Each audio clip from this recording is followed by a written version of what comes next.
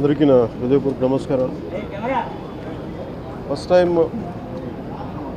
చాలా కాలం తర్వాత full election commission రావడం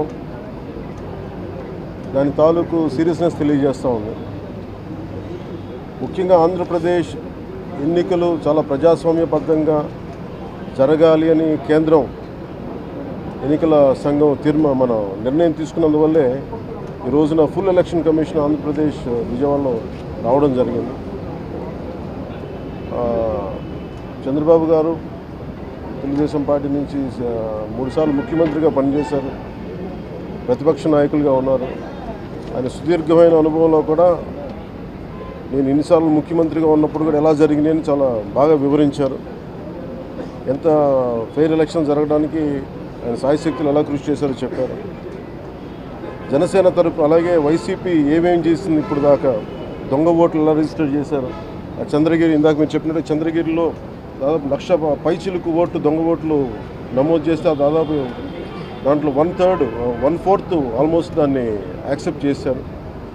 ఇలా ప్రతి చోట ప్రతి నియోజకవర్గంలో ప్రతి బూత్లో ఏ స్థాయిలో దొంగ ఓట్లు నమోదవుతున్నాయి, ఎలా తీసేయాలి, వీటి మీద చాలా స్పష్టంగా వివరించారు.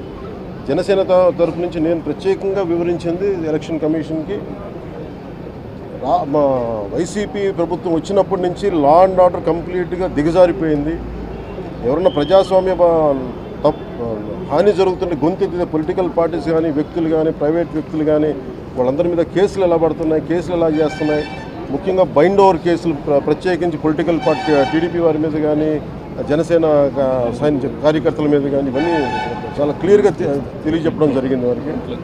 అలాగే పోలీసు అధికారులని ఇప్పుడు సడన్గా మారుస్తూ ఉన్నారు. లాస్ట్ 2 నెలలుగా మార్చేస్తూ ఉన్నారు. మళ్ళీ ఎన్నికలు సంఘం వచ్చేటప్పటికి మళ్ళీ వాళ్ళకి కావాల్సిన అధికారులను తిరిగి అక్కడ వేయించుకునేలాగా తీసుకొచ్చిన ప్రణాళికలు చేస్తాం, అది కూడా బలంగా తెలియజేస్తాం. అలాగే మహిళా కానిస్టేబుల్స్ ప్రత్యేకించి సంబంధం లేని చోట్ల వాళ్ళు దాదాపు 87 నియోజకవర్గాల్లో వాళ్ళు పెట్టారు, అది వాళ్ళు దూరం చేయమని ప్రత్యేకంగా ఆయన వివరించారు. నేను ఇంకోటి ప్రత్యేకించి నేను చెప్పింది ఏంటంటే వాలంటీర్స్ అనేది విలేజ్ సచివాలయం అనేది ప్రత్యేకించి అది యాంటీ కాన్స్టిట్యూషనల్ బాడీ. వాళ్ళని దయచేసి ఎన్నికల సమయంలో వాళ్ళని ఉపయోగించొద్దని చెప్పి ప్రత్యేకించి విన్నవించాం. అలాగే మేము కోరుకుంది ఏంటంటే మీరు కనుక సంపూర్ణంగా దీని వైపు చూడకపోతే, దీనికి పారదర్శకత కన్నా దీని ఎలక్షన్లు చేయకపోతే ఇక్కడ ప్రజాస్వామ్యం కూని అయిపోద్ది, ఇక్కడ హింస ఎక్కువైపోద్ది. అలాగే గత స్థానిక ఎన్నికల్లో కూడా ఏ స్థాయిలో కనీసం ఒక దళిత యువకుడు లాంటి ఒక కనీసం నామినేషన్ వేసే పరిస్థితుల్లో కూడా లేదు, అందరినీ చేశారని చెప్పి ప్రత్యేకించి అది వివరించాం. ఖచ్చితంగా వాళ్ళు ఒకటే ఎన్నికల ప్రధానాధికారి ఒకటే చెప్పారు, ఆయన CEO, మేము చాలా కట్టుబడి ఉన్నాం, ఫ్రీ అండ్ ఫెయిర్ ఎలక్షన్ జరిగేలా కట్టుబడి ఉన్నాం అని చెప్పి అంత భరోసాగా ఎప్పుడు మాట్లాడటం. ఖచ్చితంగా ఇది కేంద్రం చాలా సీరియస్గా తీసుకున్న ఆంధ్రప్రదేశ్ ఎలక్షన్స్లోనే తెలియజేస్తూ ఉంది.